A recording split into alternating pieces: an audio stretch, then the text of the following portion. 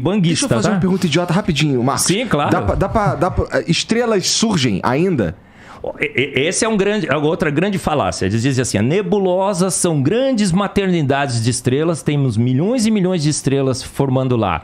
Igor, você sabia que não tem nenhum registro de nenhuma estrela sendo formada de fato no universo? E nós temos 2 trilhões de galáxias, com cada galáxia com 100 a 200 bilhões de estrelas. Dá 60 sextilhões de estrelas. Você está dizendo que a gente não conseguiu observar nenhuma informação. Não, a gente diz, olha lá, tem uma estrela em formação, tem uma estrela em formação, tem uma estrela em formação. Elas até hoje estão em formação, mas nenhuma formada. Bom, a gente consegue observar há pouco tempo também. Ô Igor, 60 sextilhões de estrelas... 13,8 bilhões de anos. Se você faz a conta no universo, no tempo que a gente está observando o universo, a gente deveria ter visto estrelas de fato se formando.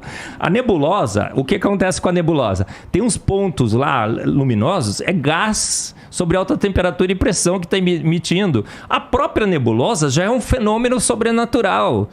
Se uma nebulosa, de repente, há um colapso de gás lá e formar uma estrela, tudo bem, mas quem formou a nebulosa? Quem pegou uma nuvem gasosa em expansão controlada e contraiu? Você consegue contrair gás? Eu vou fazer um experimento aqui, pega o gás assim, não, não vai contrair o gás, eu vou sair. Gente, deixa ele contrair, melhor do que ele liberar.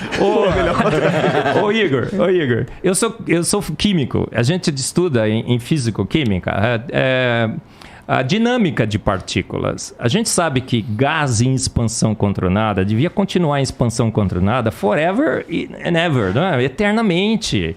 Não faz sentido uma nuvem gasosa em expansão, não tem mecanismo para contrair essa nuvem em estrelas. As nebulosas também são um grande mistério. Como é que uma nebulosa se formou?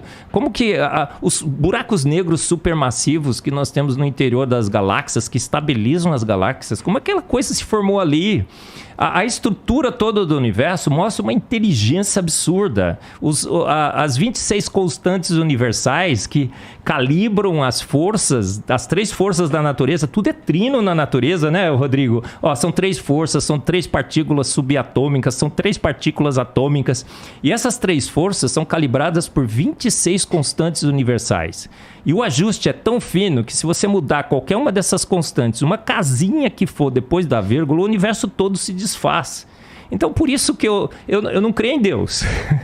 Eu tenho certeza absoluta que ele existe. Eu não creio que Deus fez o universo, eu tenho certeza absoluta que ele fez.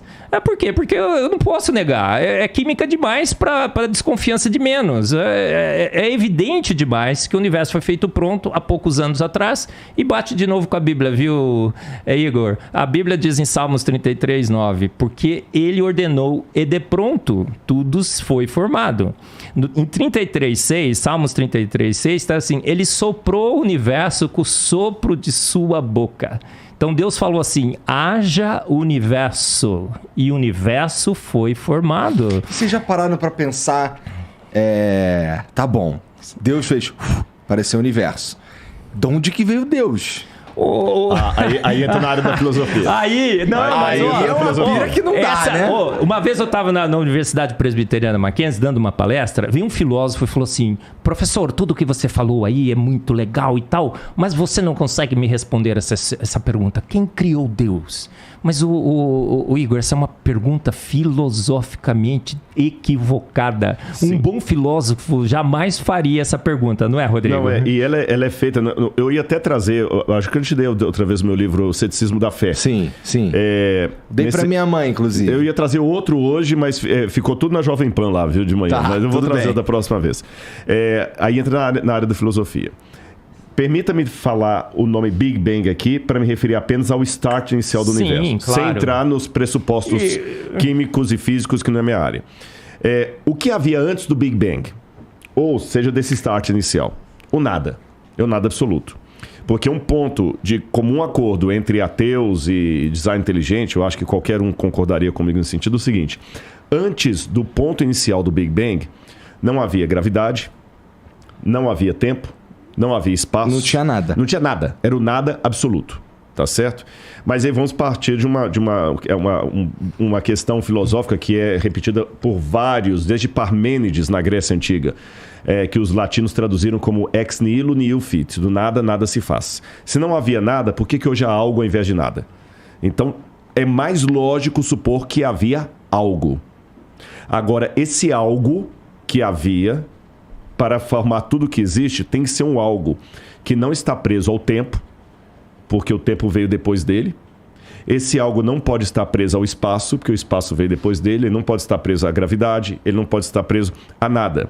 Então tem que ser um algo que seja, no sentido do nosso tempo, atemporal. Não que ele não tenha um tempo próprio dele, mas esse tempo aqui teve um começo, então ele tem que existir antes. Então ele não pode ser temporal, ele não pode ser espacial, porque o espaço não existia. Ele não pode ter começo, porque ele começou todas as coisas. Então tem que ser, seja lá o ET que fez tudo isso, ele tem que ter essas qualidades. Ele tem que ser um ser dotado de vontade, porque ele resolveu fazer tudo. Ele tem que ser um ser dotado de design, porque ele criou coisas com desígnio. Ele tem que ser um ser dotado de inteligência, porque ele criou com inteligência. Esse ser, então, não pode ter sido criado por nada, porque se ele foi criado por nada, a única coisa que eu faço do ponto de vista filosófico é deslocar a pergunta mais para trás. Uhum. E mais para trás. E eu vou cair num ad infinitum absurdo. Eu tenho que obrigatoriamente chegar a 2 caminhos, não tem 3. Aliás, 3 caminhos. Ou eu acredito que a matéria e tudo que existe veio do nada, e me perdoe. Aí vem o meu limite. Isso não é científico. Porque, mas é provado. Não, então vamos falar de método científico agora. Eu vou até pedir licença para entrar na sua área. Eu li muito, desde os primórdios do método científico lá com Francis Bacon, depois as leis de Stuart Mill. O método científico ele tem que ser replicável, ele tem que ser observável, ele tem que ser visto em laboratório, ele tem que ser falseável. Por exemplo, até desse exemplo hoje de manhã.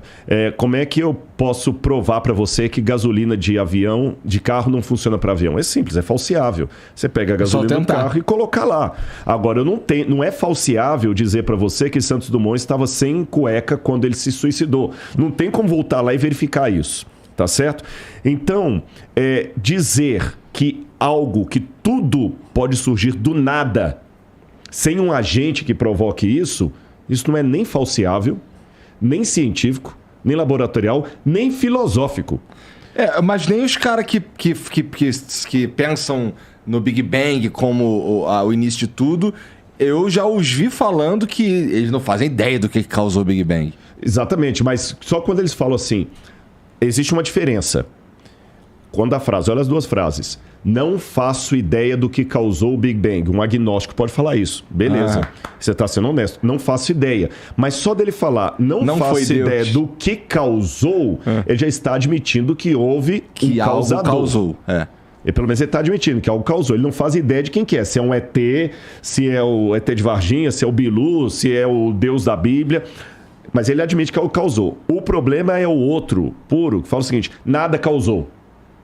O Big Bang aconteceu do nada. Então ele não está sendo, com todo respeito, ele não está sendo científico, porque ele não tem como me provar que coisas surgem de não coisas. Estou falando filosoficamente falando. Por que eu não tenho medo de aparecer um tigre aqui agora e sair devorando todo mundo? Porque não tem como surgir um tigre do nada. Exatamente. Se um tigre não pode surgir do nada, por que toda essa estrutura que a gente viu pode surgir do nada? Então eu sou obrigado a trabalhar com uma causa primeira. E essa causa primeira, para ser, do ponto de vista filosófico, uma causa que justifica o surgimento de tudo, aí eu estou usando aqui Aristóteles, isso é Aristóteles, essa causa tem que ter essas características, ela não pode ser presa ao tempo, ao espaço e tudo mais. Mas se alguém causou a causa, eu só estou deslocando a questão para trás. Aí que eu falei que tem as 3 possibilidades. Ou eu vou cair no absurdo de falar que o universo surgiu sem causa, o que não faz sentido, ou eu vou falar que sempre teve uma causa causando outra causa, eu vou cair no infinito absurdo, que também não faz sentido, porque tem evidências que o universo começou, ou eu caio num terceiro, que para mim é o mais lógico. Houve uma causa primeira que formou tudo isso, e quando eu vejo as características dessa causa primeira com o Deus que a Bíblia apresenta, eu vejo que dá match. Você entendeu? Esse é o ponto, da match. Agora, é lógico, isso aqui, eu não estou com isso provando que a Bíblia está certa, tem que ver os limites. O que é que eu estou provando que eu não estou provando?